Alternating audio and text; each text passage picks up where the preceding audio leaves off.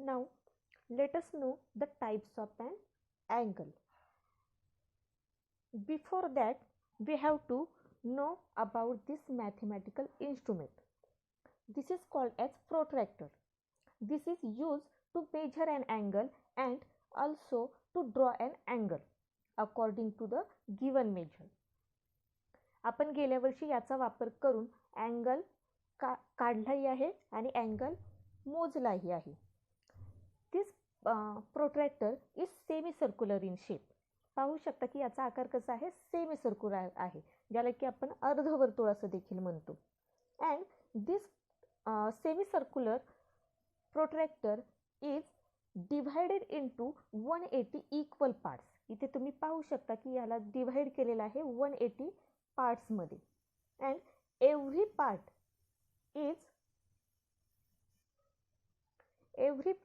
Is of 1 degree. प्रत्येक part हा कसा आहे, 1 डिग्रीचा आहे. जसं की इथून 1 2 3 4 असं इथं 10, देन 20 30 40 आणि इकडून स्टार्ट केलं तर 1 10 20 30 40. दोन्ही बाजूला आपल्याला 10 20 30 अशा प्रकारचं काय केलेलं आहे, इथं मार्क करून दिलेलं आहे. याचा वापर करूनच आपल्याला काय करायचं आहे, अँगल काढायचा आहे आणि मोजायचाही आहे. Now let us start the types of an angle. The first type is zero angle.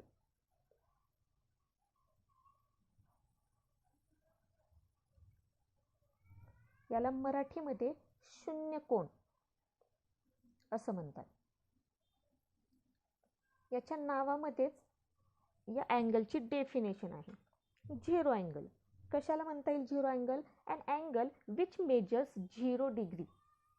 Angle ज्याचं की माप किती आहे, 0 आहे, 0 अंश आहे, त्याला आपण झिरो अँगल असं म्हणतो. समजा मी इथे एक अँगल काढला, याच्यावरती आपलं प्रोट्रॅक्टर ठेवा. प्रोट्रॅक्टरला अगोदर व्यवस्थित पाहून घ्या. याच्यामध्ये हा जो मधला भाग आहे हा आहे सेंटर. आपल्याला अँगल काढत असताना आपला हा जो सेंटर आहे हा वर्टेक्सवरती असला पाहिजे. हा आहे सेंटर आणि ही जी लाईन आहे जी 0 वरती दिसते, 0 वरती दिसते, this is base line. This base line should be on our arm. जसं की ते प्रोट्रॅक्टर मी या वर्टेक्सवरती ठेवलं आणि ही अशी नाही ठेवायची, तर याला बरोबर आपल्या आर्मवरती ठेवायचं आहे. हिला आर्मवरती ठेवल्याच्या नंतर तुम्हाला दिसत असेल हा जो बाण आहे किंवा हा जो रे आहे हा किती डिग्रीवरती आहे, it is on 0 degree.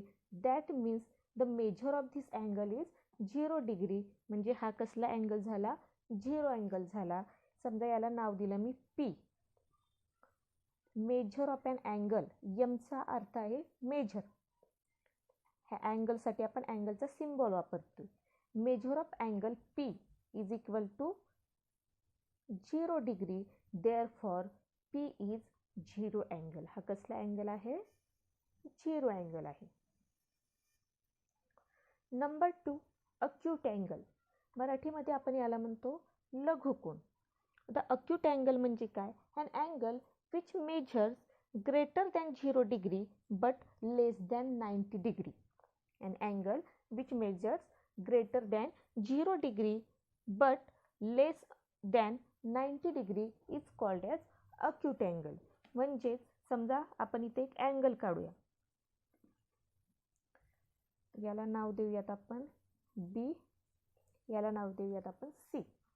The vertex is B. या वर्टेक्सवरती मी माझं प्रोट्रॅक्टरचा सेंटर ठेवलं and our base line should be on ray. ठीक आहे. द अक्यूट अँगल म्हणजे काय, an angle which measures greater than 0, जो की 0 पेक्षा मोठा असतो. 0 पेक्षा मोठा म्हणजे 10 20 30 40 50 60 70 80 बट लेस दॅन 90. परंतु 90 पेक्षा कसं असला पाहिजे, कमी असला पाहिजे. म्हणजे या 0 पासून 90च्या अलीकडचा 90पेक्षा कमी असलेला कोणताही कोन त्याला म्हणतो आपण अक्यूट अँगल. समजा मी इथे 40 घेतला, याला जोडून घेऊयात आपण. हा किती अंशाचा कोन झाला? 40 डिग्री. याला नाव देऊत आपण A. Measure of an angle ABC is equal to 40. 40 is 40 degree. 40 is greater than 0 but less than 90. Therefore, angle ABC is acute angle. हा कसला अँगल झाला? acute angle झाला. नंबर 3 पाहूया. पुढचा प्रकार आहे राईट अँगल. राईट अँगलची डेफिनेशन आपण गेल्या वर्षी पाहिलेली आहे. कशाला म्हणतो आपण right angle?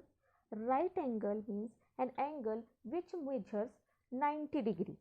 Angle which measures 90 degree is called as right angle. ज्याचं माप 90 अंश असतं त्या कोणाला आपण कसला कोन म्हणतो? राईट अँगल असं म्हणतो, किंवा त्याला मराठीमध्ये आपण काटकोन असं म्हणतो. म्हणजे इथं आपण काढून पाहूया. याला नाव देऊ आपण Q. नाव देऊ आपण R. Our center is on our vertex.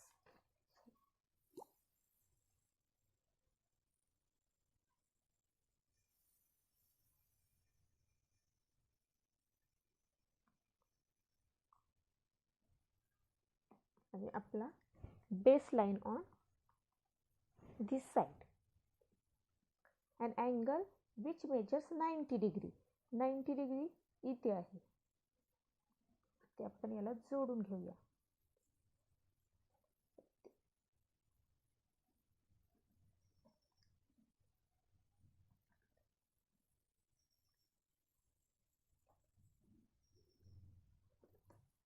An angle which measures 90 degree is called as right angle. समजा याला नाव दिलं आपण P. So measure of angle PQR is equal to 90 degree. Therefore, angle PQR is right. Next is obtuse angle. An angle which measures more than or greater than 90 degree but less than 180 degree is called as obtuse angle. म्हणजे ज्या अँगलचं major 90 पेक्षा जास्त आहे व 180 पेक्षा कमी आहे अशा अँगलला आपण ऑब्ट्यूज अँगल असे म्हणतात. जसं की इथं आहे measure of angle ZXY is equal to 120 degree. समजा आपला अँगल आपण ह्या वर्टेक्सवरती ठेवला,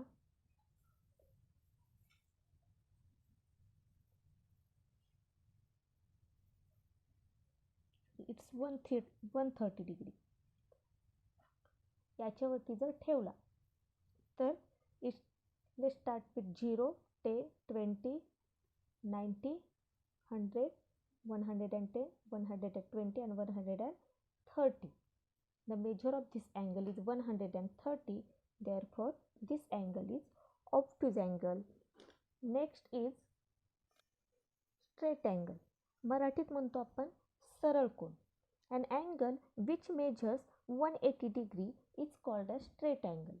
ज्या अँगलचं मेजर किंवा माप 180 अंश असतं त्याला म्हणतो आपण सरळ कोन. समजा इथे आपण हा आहे डी ई. डी वरती आपल्याला स्ट्रेट अँगल काढायचा आहे. स्ट्रेट अँगल कशाला म्हणतो आपण? An angle which measures 180 degree. सुरुवात 0 पासून करूया. 0, 10, 20, इथे 90, देन 180 कुठे आहे? इथे. याला जोडून घेऊयात आपण.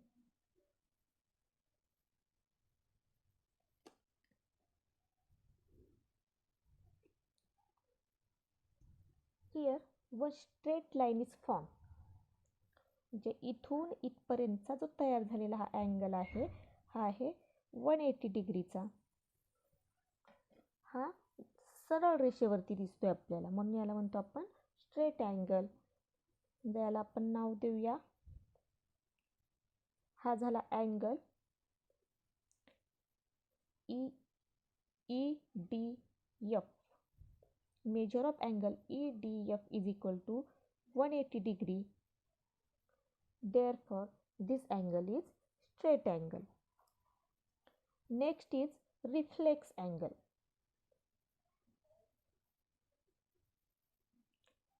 Reflex angle मराठीमध्ये आपण याला म्हणतो प्रविशाल कोन. An angle which measures more than or greater than 180 degree and less than 360 degree. An angle which measures greater than 180 degree but less than 360 degree is called as reflex angle.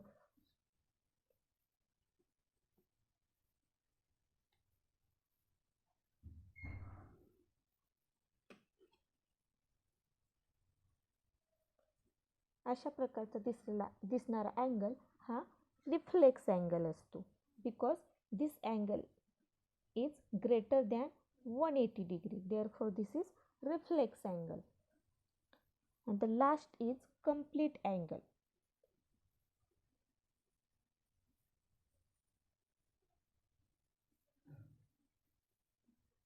त्याला म्हणतो आपण पूर्ण कोन. An angle which measures 360 degree is called as complete angle.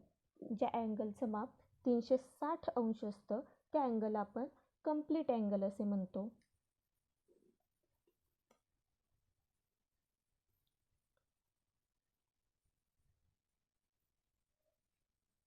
This is complete angle because this measures 360 degree. हा इथून start होतो, आपल्याला माहित आहे सरळ रेषेपर्यंत इथपर्यंत जो तयार होणारा अँगल आहे एवढा हा असतो 180चा, आणि इथून एवढा काय असेल 180 असेल. That 180 + 180 is equal to 360 degree. Therefore, this is 360 degree angle and this angle is called as complete angle. अँगलचे प्रकार तुमच्या सर्वांच्या लक्षात आले असतील, तर या सगळ्याचा व्यवस्थितपणे अभ्यास करून प्रॅक्टिस सेट सोडवायचा आहे.